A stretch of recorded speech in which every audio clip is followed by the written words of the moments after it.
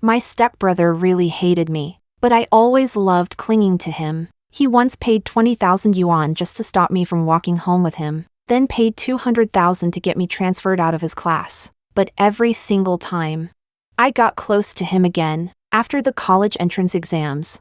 He transferred a huge sum into my account and said coldly, "This is 5 million. Go study abroad, and don't show up at my house again." My eyes turned red. I looked down and said, "Okay, heh." Finally took the bait. Chapter 1. I caught Simon almost kissing a scholarship girl, in the dim private room.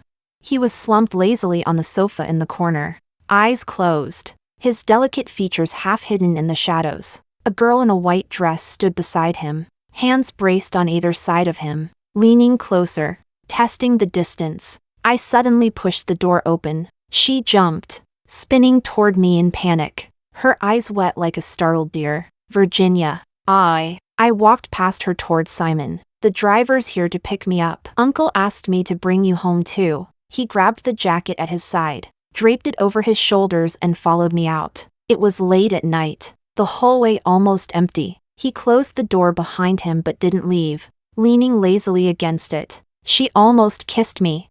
I said nothing. There was a trace of irritation in his voice. "She's timid. Took her a lot of courage to do that." I unlocked my phone, showed him the time and the message from my stepfather, and whispered in explanation, "It really was Uncle who asked me to pick you up." He glanced at it and gave a perfunctory reply. "Oh, I'm an adult now. I've graduated. He can't control me anymore. Even if you tattle, it's useless." The flickering lights shifted over, illuminating his brows and eyes. His cheeks were slightly flushed. He was drunk. I clenched my sleeves, my voice thin as a mosquito's. "But," he cut me off quickly, "go back yourself. Anne." His fingers tapped a few times on the phone. "Here's 5 million. Go study abroad. Don't show up at my house again. Let's never see each other again. Virginia, I really hate you." He never wanted to see me again. My eyes reddened instantly. I lowered my head, swallowing the lump in my throat. "Okay." Simon turned back into the room and slammed the door hard. I checked the numbers on my mobile banking app. Then I couldn't hold it in anymore. I squatted down, covered my mouth and started laughing woo-woo through my fingers. Finally, he fell for it. Chapter 2. Simon had hated me for a long time. He thought my mother and I were after his family's money. Well, he was smart then. When I was 14, he put 2 lizards on my bed, trying to scare me out of his house. I cried. My stepfather comforted me by giving me more pocket money. When I saw the money, I was happy again. At 16, Simon and I were placed in the same high school. He didn't want to be in the same class as me, but also didn't want my stepfather to scold him and then comfort me. So he skipped the extra steps. 200,000. You transfer out of this class. In first year, I left. In second year, I came back again. He hadn't set a time limit. When I walked back into the classroom with my bag, Simon's face went black. The boy in front of him grinned. "Simon, your sister's really persistent," Simon said coldly. "She's not my sister." Everyone exchanged knowing smiles. Simon looked at me, frowning. "What will it take for you to disappear from in front of me?" My eyes reddened. "Do you hate me that much?"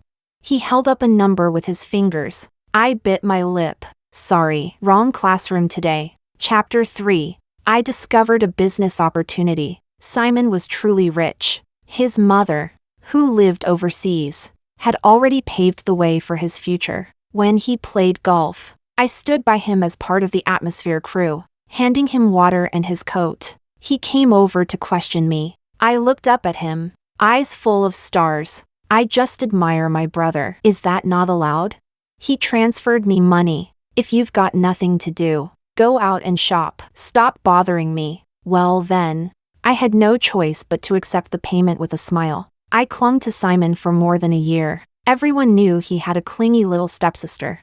Some even joked we'd end up visiting the orthopedics department together. Over time, Simon couldn't even be bothered to explain anymore. He'd just shove money at me and tell me to get lost. But I wasn't about to leave my personal ATM behind. At Simon's coming-of-age party, he drank alcohol. When he got home from the hotel, I greeted him with a bowl of hangover soup in one hand and held him up with the other. I was hoping he'd be so drunk that he'd mistype an extra zero when transferring money. He squinted, lowered his gaze at me, then suddenly said, "Virginia, you're really manipulative and calculating." There was a trace of mockery in his tone. I froze mid-step on the stairs. Being insulted? That's extra charge. Suddenly, without warning, he grabbed my waist, turned off the lights, and kissed me, pressing me against the railing of the spiral staircase. In an instant, the world went dark. All I could see were his eyes, magnified and intense. His breath came down like a storm. Shocked, I shoved him away. The bowl in my hand crashed to the ground and rolled down the stairs. From upstairs, my stepfather asked, "Virginia, what happened?"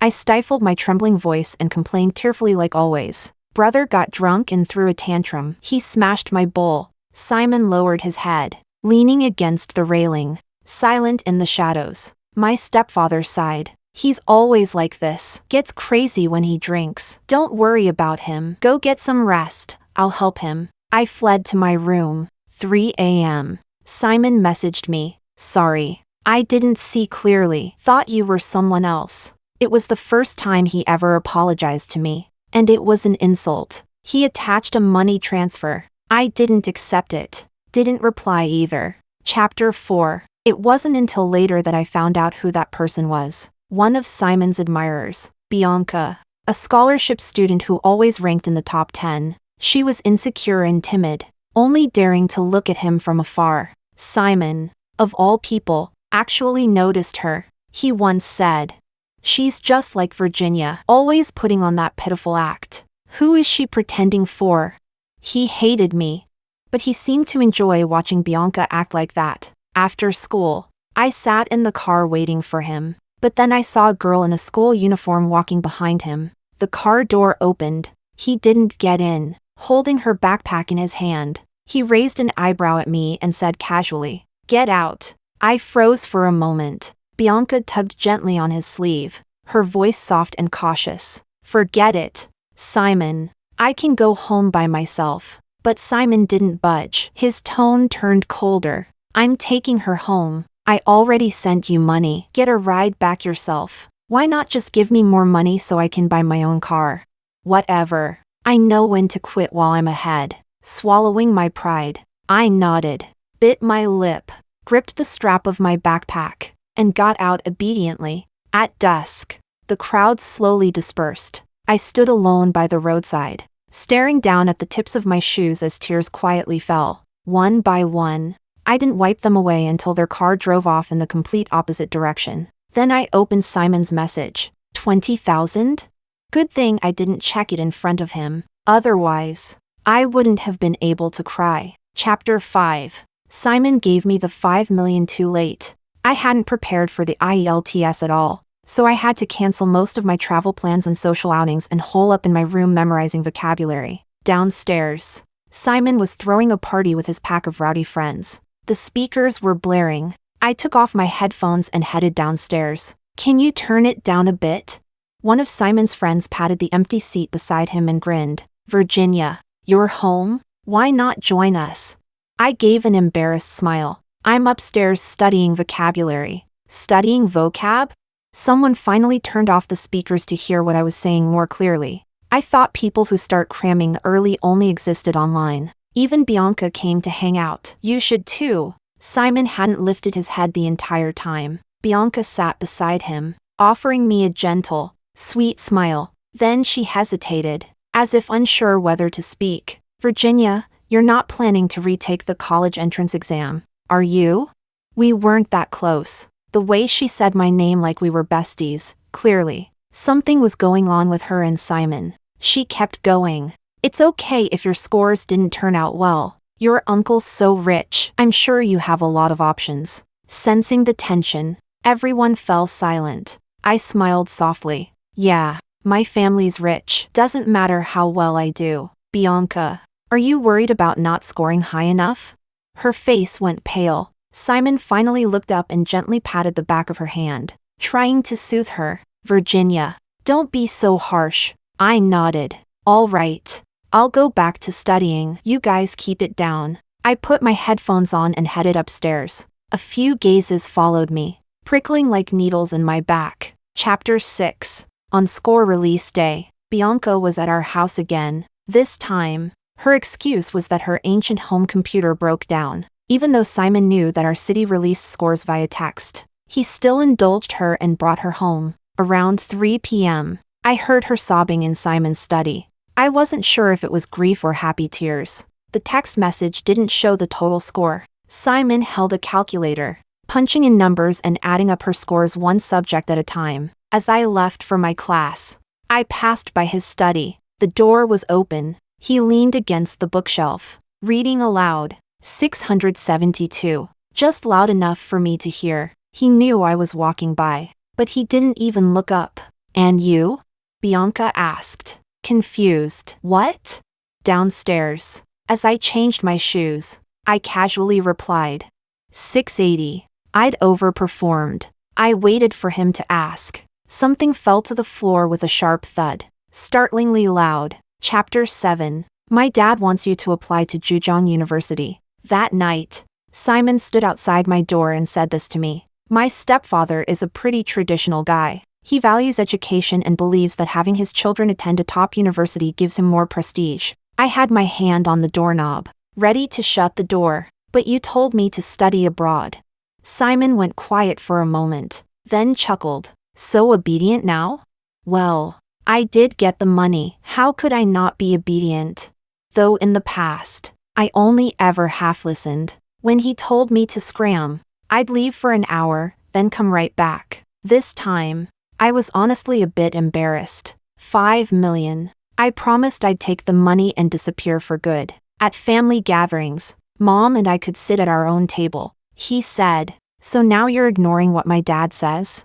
I'd spent years pretending to be the model child in that house. I lowered my head, bit my lip, and clutched the hem of my skirt. Looking sweet and docile, he said, give me your password. I'll fill it out for you. I mumbled, just don't send me to some godforsaken place. Simon let out a soft laugh. You know I wouldn't do that. I didn't know, didn't care, either. I was already preparing to accept an offer overseas. Chapter 8. To keep things simple, Simon applied for the agriculture program at Zhejiang University for himself, and put Bianca in mechanical engineering. His mom had the money and the connections. He only needed the school name, not the major. As for me, he filled out all 80 preference slots with universities in Hangzhou. I had to manually delete them one by one. In the end, both Simon and Bianca were accepted. And naturally, he didn't care how Bianca felt about it. My stepfather was thrilled and started planning a banquet to celebrate Simon's college acceptance.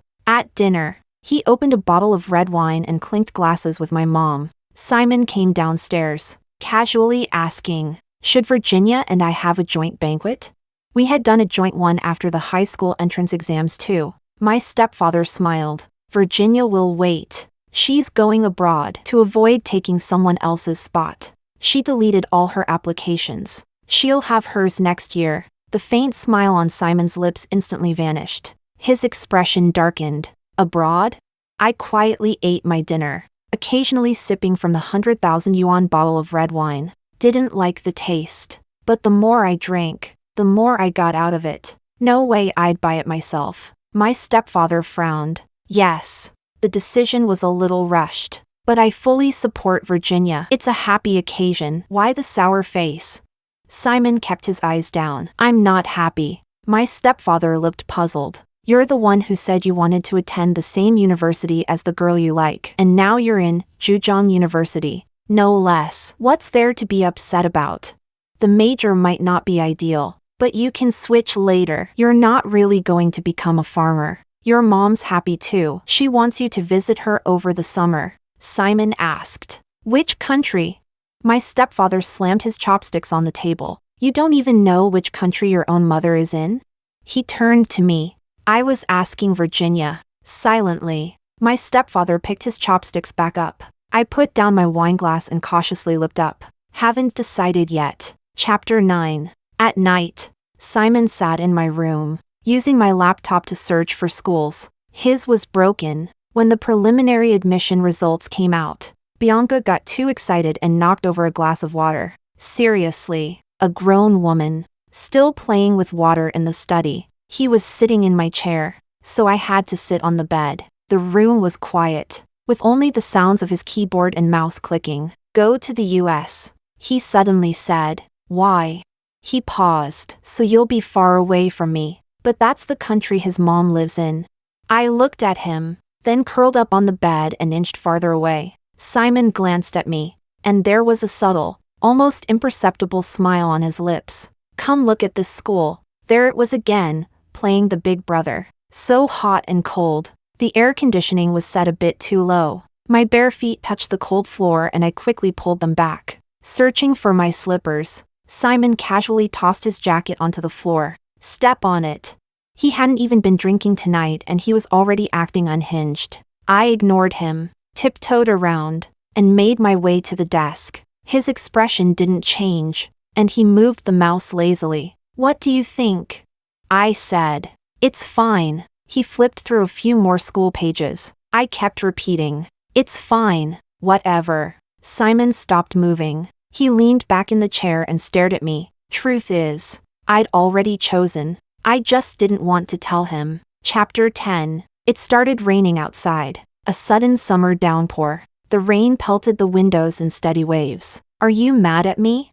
He suddenly asked. His voice so soft it was nearly drowned out by the rain. A completely random question. I thought for a second, then answered honestly. No. At first, I was. He bullied me, told me to get out of his house. He said I was just like my mom, both of us greedy, gold-digging women who only cared about money. My mom does have some money, just not as much as his parents. He never treated me kindly at school either, but a cold stepbrother eventually turned into a warm number in my bank account. So I stopped caring much about how he treated me. As for him forcing me to study abroad out of spite, I honestly see him as my benefactor now. But at this point, I was too lazy to keep pretending. There was no need. Then he asked again, is this your reverse psychology?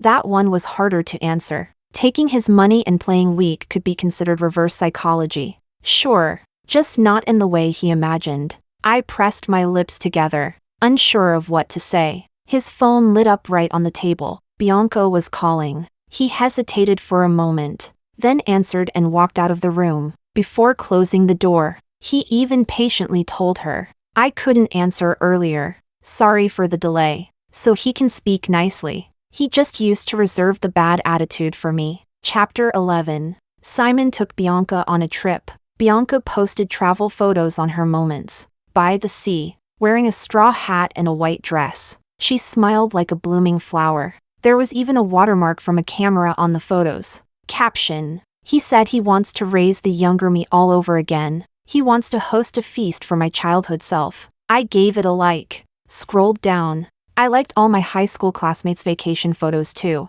Everyone's life looked exciting. Nice to look at. I love watching. Please post more. Then Bianca sent me a private photo. It was Simon sleeping outside, slumped over a picnic table. Virginia. Good thing you didn't come. Traveling is really tiring. It's still more comfortable resting at home. I paused in silence. Why is he sleeping outside? Did he run out of money? He's not going to take back what he gave me. Is he? I got a little nervous and after thinking carefully, replied cautiously. Then let him rest well while he's there. Don't let him get too tired. If the beach is too hot, he can always sleep under a bridge. Bianca typed for a long time. Virginia. I really need to talk to you. You and Simon are both adults now. As step-siblings with no blood relation, you especially need to keep your distance. I stared at that little essay. Silent. Copy. Paste into Pinduoduo. No reaction. Switched back to WeChat. Okay. Chapter 12. Over the long summer, I took the IELTS and sorted out all my application materials. Many universities were already accepting Gaokao plus AST scores. I did my best to apply for this year's intake. By mid-August, Simon had gone to college. I was still at home. The campus wasn't far. And after military training, Simon started coming home almost once a week. We barely spoke, but we still saw each other weekly. Sometimes Bianca came with him. One day, she followed Simon in through the door and was surprised to see me reading on the couch. Then she quickly pretended to act familiar. Virginia hasn't gotten an offer yet? Then you'll have to enroll next year, right? Simon tugged at the corner of his lips. Probably. She looked suddenly enlightened. Then you'll graduate a year later than us? I replied calmly. The university I applied to has a 3-year bachelor's program. Not sure what nerve that touched. She bit her lip awkwardly, then looked up at Simon. I didn't know that, Simon said indifferently. Not knowing is normal. Different starting points, and knowing more doesn't mean you should act superior. Almost felt like he was talking about me. I had no idea what I'd done to offend them, but I didn't want to argue. I closed the book on my lap and headed upstairs. Simon called after me. Which school? I turned around. The sunlight streamed through the window, casting a warm glow on the stairs. I smiled at him. Forget it. No need to flaunt my superiority. Chapter 13. Mid-September. On the day my stepfather and mom took me to the airport. It was a weekday. He wanted Simon to take time off to come with us. I declined. He's never liked me. No need to trouble him. I left without seeing him, which probably suited him just fine. Once the plane leveled in the air, I opened the shade and looked outside. All clouds. The ground was no longer in sight. The flight was long. I pulled the blanket over me, tucked a U-shaped pillow around my neck, and closed my eyes. Unexpectedly, I dreamed of Simon. When he was 14, a relative maliciously told him that his mom had returned. He had rushed out of the house in excitement, only to find me and my mom at the door. Ah, right. They meant stepmom, not his real mom. My first impression of Simon, dark. He was pale and skinny, listlessly staring at me. My stepfather was always busy. His real mom lived overseas. Maybe he was a bit pitiful, until I reached under the covers one night and found 2 geckos. After that, I figured I was the pitiful one. During our teenage years, Simon and I clashed constantly. My stepfather only ever hit Simon. Easier to discipline your own kid. My mom never laid a hand on me. She only spoiled me. I used to think about being nicer to Simon, but pitying a man always leads to trouble. The first time I tried baking a cake, I asked if he wanted some. He threw it away. The first love letter I ever received, he ripped it up. During his rebellious phase, he barely spoke, just repeated one word at me. Hate. He hated me. Hated that we shared a household registration. Hated the pitiful, innocent look I always wore. I got mad. Gave him the silent treatment for 2 months. When school started, he finally spoke to me. First thing he said, told me to switch classes. Second thing, he gave me 200,000 yuan. Now is that good enough? I gave him a sweet smile. Good enough. But Simon threw the voluntary transfer contract on the table and scoffed. Gold digger. Chapter 14. I landed in London, rented an apartment, started living on my own. At first, I couldn't adjust to classes in full English, couldn't get used to the food. I was miserable. I wanted to go home. Simon didn't message me until a week after I left. You left without saying anything? Yeah. Why? I took a long time before replying. Because I hate you too. No reason to inform you. When I hadn't taken his money, I never would have said something like that. Because I thought it wasn't worth arguing with someone who was that emotionally starved. Now I was in a bad mood. I didn't care about his feelings. Simon didn't reply again, but Bianca called, crying. What did you say to Simon? I flipped a page in my book and half-heartedly answered. Nothing much. She choked between sobs. He blocked me. I snapped my book shut. Startled. He slapped you? Simon hits women now? She could barely breathe through her crying. Once she calmed down, she clenched her teeth and said clearly, he deleted all my contacts. I said, maybe he got drunk and caught a case of pig flu. Just wait. He'll regret it when he sobers up. Then I hung up. Busy. No time to be someone's emotional support hotline. Chapter 15. After the first semester ended, I had a month-long break to return home. I traveled with a senior from school who was heading in the same direction. His family was running late, so he had some time to spare. He ended up helping me carry my luggage and walked with me part of the way. As I exited the station, I saw Simon. He looked a bit thinner, which made his tall, lean figure stand out even more. Without a word, he took the suitcase from my senior and walked beside me. No sarcasm, no avoiding me like before. Now that he was 19, it seemed like he'd finally started behaving like a decent human being. Who was that just now? He paused to ask. Just a senior I know fairly well. I replied casually. Simon said. You should be careful when you're abroad. Don't trust people too easily. A lot of international students have hidden motives. I looked up at him, a little unsure. That's not always true. I think my boyfriend is a really nice person. Simon froze. By then, I had already spotted my stepfather's car in the parking lot. I jogged ahead and pulled open the door. Mom was in the passenger seat. Where's Simon? Didn't he go to pick you up? I set my backpack down and replied. He walks slowly. I wanted to see you as soon as possible, so I ran over. Mom laughed. I already asked the housekeeper to buy groceries. We'll cook all your favorite dishes tonight. She looked me over. You actually didn't lose weight. 3 minutes passed. Still no Simon. My stepfather gave him a call. He finally came over in a hurry and got into the back seat. My backpack sat between us like a quiet divider. He kept his head down the whole time, eyes bloodshot. I had no idea what he was thinking. Chapter 16. At the dinner table, Simon remained silent the entire time, detached from everyone else. That was typical of him. He never made an effort for appearances. Everyone had grown used to it. After dinner, I didn't go upstairs. I went to the garden and sat on the swing. Crisp, orange leaves rustled gently across the yard. Simon followed me out. He stood behind me, his voice hoarse. Do you actually have someone you like? Or did you just make up a boyfriend to piss me off? The tips of my toes brushed the grass, forcing the swing to slow down. Why would I make something like that up just to anger you? Would something like that even make you angry? Simon didn't answer. What's his name?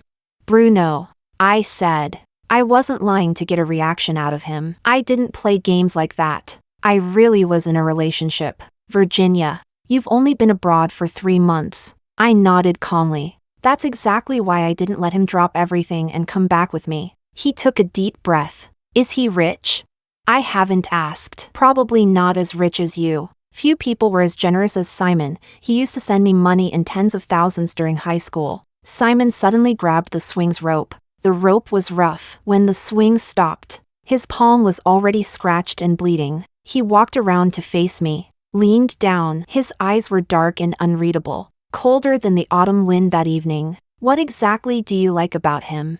He was too close. I turned my head away, shrinking back a little. He's just a really good person. Move. I want to go back to my room. Chapter 17. Bruno was a good person. I met him through a friend of a friend. He was always polite and warm to everyone, even in a group of a dozen people. He never let anyone feel left out. We met at a small gathering arranged by mutual friends. I couldn't get used to the food. Only took a few bites and ended up starving the whole night. Bruno had a UK driver's license. In the end, he drove my friend and me home. When we passed the villa he shared with a few others, he stopped briefly to go upstairs and grab something. He came back with 2 boxes of soufflé. One for me, one for my friend. He handed mine over, his eyes slightly crinkled with a warm smile. I baked these this afternoon. Try them. You can eat them in the car. I thanked him, and then cried while eating it. The homesickness, the pressure from school, the constant stress of eating poorly, all of it hit me at once. The moment I tasted something that felt like comfort, the tears just wouldn't stop. My friend panicked, nudged me gently. Hey, what's wrong? I sniffled. Nothing. It's just so good. She smacked her thigh and said, That's it. We're going back tomorrow to beg him to cook. He's amazing. He can cook Chinese and Western food. I wasn't close to him yet, so I didn't go. But the next day, my friend returned with a lunchbox and shoved it into my hands. Look what I hunted down for you. A takeout treasure. Inside the cute ceramic container, the rice was tightly packed. Half was covered in tomato scrambled eggs with beef, and the other half left plain. Lined up like a tiny wall were sweet and savory cola chicken wings. I tried to ask my friend about Bruno's interests. hoping to send him something in return. She came back later and said, "He only wants your contact info." Was that a gift?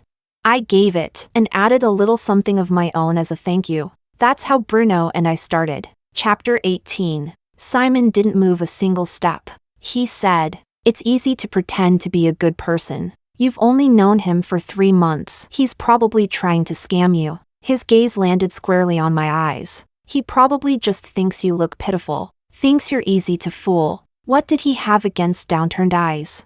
Simon, you always assume the worst in people. 3 months truly wasn't enough time to know everything about Bruno. But that's how all relationships start. And at the very least, when I was with him, I was happy. He was always warm and gentle. He never said things to deliberately hurt me. I shoved Simon hard. He wasn't expecting it. Staggered 2 steps backward. I brushed past him, ran upstairs, and locked my door. There were a few more potted plants on the balcony now, ones I didn't recognize. I took a photo and sent it to the housekeeper auntie. "Me, auntie, what's this plant?"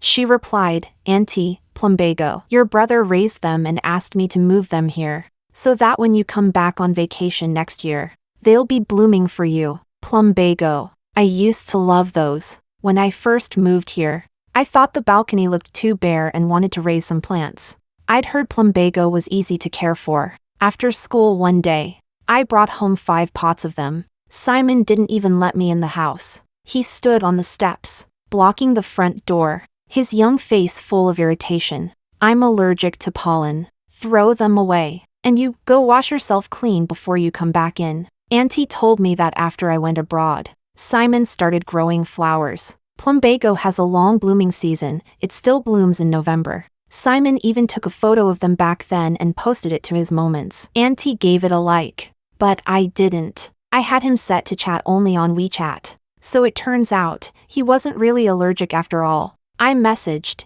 "Give them back to him. I don't like them anymore." Chapter 19. In early January, I returned to school. Simon came to see me off. Under the pretense of being my brother, I couldn't say no in front of my stepfather. But thankfully, I didn't have to spend the new year with him this time. On New Year's Eve, after class, Bruno came to pick me up.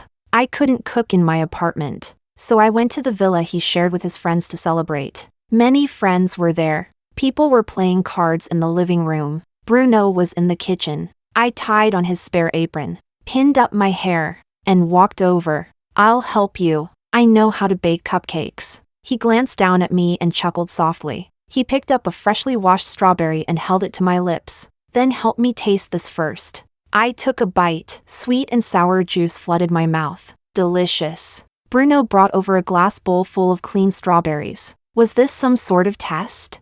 I held the bowl in my hands, looked up at him, and said innocently, "I really did come here to help." He smiled. I know. Head over there." He gestured to a long dessert prep table. The countertop was filled with neatly arranged, pristine baking tools and ingredients. It looked like a toy set for playing house. Chapter 20. Bruno cooked over 10 dishes. I baked strawberry-flavored cupcakes. Everyone had a great time. Late at night, he drove me home. I'd had a bit of wine, my cheeks were pink and warm. I wasn't drunk, but I wanted to use the excuse to be clingy. My voice even got a bit squeaky and sweet. When we arrived downstairs, the cold wind stung my face as the car door opened. Bruno wrapped my scarf around me, pulled the fuzzy hat over my ears, and helped me out of the car. I held his hand as we stepped onto the thick snow. I deliberately walked slowly, swaying a little. The snow hadn't been cleared yet. It was a sea of white. I didn't see the steps clearly and almost missed one. Bruno reached out and caught me by the waist,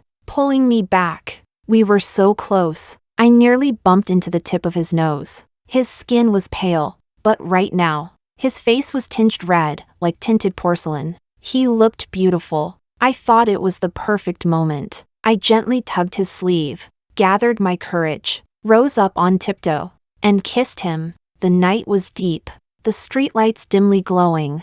The breeze was cold, but his face was burning. His breath was warm. After the kiss ended, I buried my face in his chest, blushing furiously. Bruno gently cupped the back of my head and let out a soft chuckle. I turned slightly and opened my eyes shyly. And then I froze. A man in a black coat stood in the distance, quietly watching everything from the foot of the building. It was Simon. Chapter 21. Bruno and I lingered for a long, syrupy goodbye. Then I walked into the building. Simon strode toward me, a chill clinging to his entire body. I had no idea how long he'd been standing out there. Snowflakes dotted his black hair. He knew the address to my apartment. Mom sometimes video called me while I was in the living room. No one bothered hiding anything. Still, I never imagined he'd come here like this, alone, in complete silence. On a night like this, our eyes met. We spoke at the same time. Happy Lunar New Year.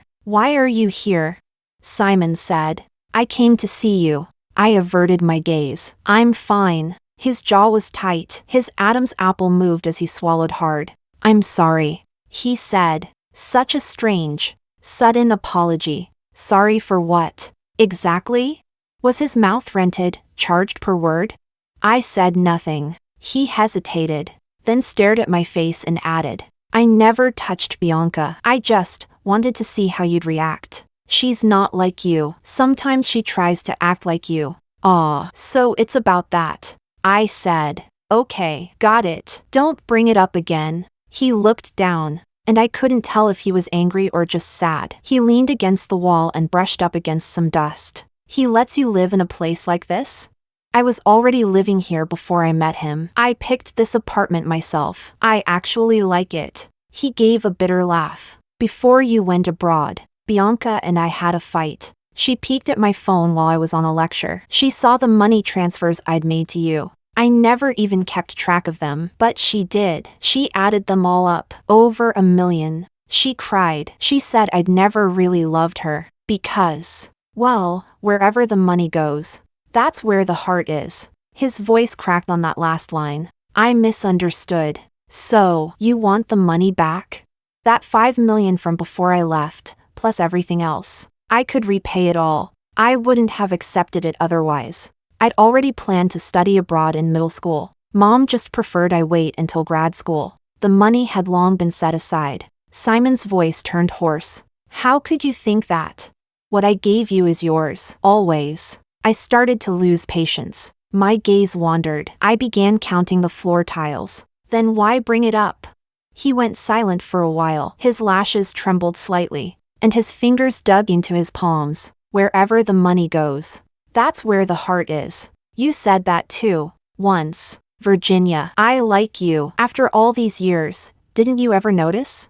He choked on the last word. Chapter 22. One of the biggest illusions in life is thinking someone likes you. When I first met Simon, he was already too old to hide his feelings behind childish teasing. Back in high school, I did have a suspicion, but he was so unpredictable that it made it hard to believe any of it stemmed from affection. I shook my head. Then I guess I'm greedy. I want lots and lots of money, and lots of love too. You treated me so badly. I thought the money you gave me was compensation for emotional damage. He closed his eyes for a moment. I just didn't know how to say it. I always thought I was supposed to hate you, to push you away. I didn't dare admit I liked you. I couldn't stand having you around because I'd get scared. It was getting late. I was sleepy and let out a yawn. He was still standing there, so I hadn't pressed the elevator button. All right then, you should go. I'm going upstairs now. Simon's eyes were slightly red. I flew for hours to come see you, and you won't even let me sit down for a bit. That reminded me of the message Bianca once sent me, the one written like a dramatic essay. I pulled out my phone and began reading it out loud, voice full of faux emotion. I'm in a relationship now. Since we're step-siblings without blood ties, it's all the more important to maintain distance. Fight magic with magic. Finally, I sent Simon away, dejected and defeated. Chapter 23. Bruno eventually found out about me and Simon. After a year of dating, I chose a day when Simon wasn't home to finally introduce Bruno to my mom. But unexpectedly, Simon saw a grocery haul story posted by our housekeeper, and drove 2 hours back from school. During dinner, I sat next to Bruno and instinctively leaned into him. Bruno, I want some juice. He naturally picked up my glass and poured it for me. Simon stood up too. then sat back down, with nothing in his hands. Bruno noticed and smiled politely, a bit apologetically. It should have just ended with a few teasing remarks. But Simon's face turned cold. He set down his chopsticks. So you use pet names as part of your little games too? Bruno blinked in surprise. With elders present, he lowered his gaze and replied gently, "Sorry, that was thoughtless of me." The meal never recovered after that. I snapped at Simon. "What is wrong with you now? What does it have to do with you?" I hadn't called him brother in ages. He never asked me to treat him like one either. So what if I called Bruno by a nickname? It was the first time I'd ever yelled like that. Both my mom and stepdad were stunned. Simon froze. He looked visibly embarrassed, didn't say a word, and kept his head down. The soup in front of him seemed to multiply. He was crying, silently. My stepdad was even more shocked. Simon wiped the corner of his eye, stood up, and walked out. Bruno only knew I had a stepbrother, one with a bad temper, lots of money, a short fuse, and zero respect for anyone. He didn't know anything beyond that. After dinner, as we strolled in the courtyard, I told Bruno everything. Not a confession. I hadn't done anything wrong, but I knew what I said might upset him. I figured I might need to comfort him after. I glanced at him, quietly studying his face. His brows were slightly furrowed. I asked softly, "Are you mad?" "Yeah." So he was upset after all. I loosened my grip on his hand, fiddled nervously with my sleeve, about to explain something. He took my hand back, interlacing our fingers. Then he turned to me, exasperated yet gentle. "I'm not mad at you." He was mad at Simon, a man who knows exactly what to be mad about. We were on the same page. Chapter 24. I stopped caring about Simon. Life went on as usual. When the holiday ended, I returned to campus, attended lectures in the large amphitheaters, wrote papers in the Senate library, and had meals with Bruno. He was truly emotionally stable, and took care of me well, like a husband. Later, I prepared to apply for graduate school. Everything was going smoothly. Simon took up less and less space in my life. One time, I saw the housekeeper tidying up his study. She pulled out a stack of papers, all boarding passes, to London. Who was he trying to impress? Unfortunately for him, I had moved to a new apartment. The campus was crowded, and despite his many trips, we never accidentally ran into each other. Before Christmas, I received an offer from a new university, a better one than my undergraduate school. I had someone good by my side, a bright future ahead, wings grown strong with the wind, riding the spring. My time would come.